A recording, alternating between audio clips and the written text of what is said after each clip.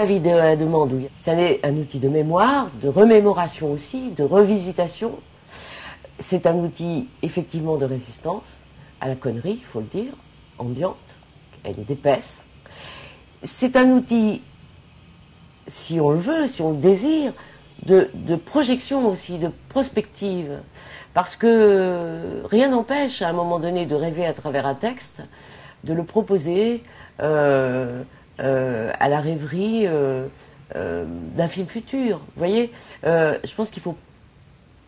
Je ne dis pas que la VOD doit être le lieu d'examen de est-ce qu'on a une bonne ou une mauvaise idée, parce que je pense que ça, une idée, c'est une chose qu'un réalisateur doit porter.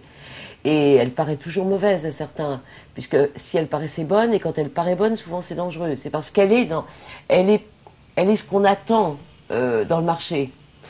Une vraie idée, c'est quelque chose qui dérange, qui va mettre en relation des choses inhabituellement mises en relation. Et donc, il y a sans doute des possibilités. Et moi, je le vois, quelquefois, quelquefois, je fais un débat sur un de mes vieux films ou sur un film qui vient de sortir. Et au moment où je parle dans la salle, je découvre ce que je vais dire dans le prochain. Ou quand je parle avec des copains. Je découvre, en formulant des choses, je découvre ce que je vais faire. Ça nourrit énormément l'écriture future aussi. Donc dans ces échanges, via des blogs, via des notes qu'on peut faire passer, il y a quelque chose de vivant qui peut retisser ce lien de contact et de réflexion.